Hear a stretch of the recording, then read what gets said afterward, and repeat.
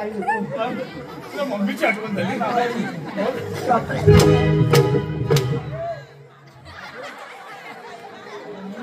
बरोबर हवं तरी पण लागते खाली पडावं एवढं खरं आहे.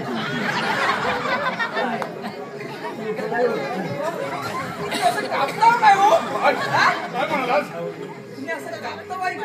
अरे सध्या ऐकलं लागलं तर नाही ना. अरे तू तर माझा लाडका आहे ना.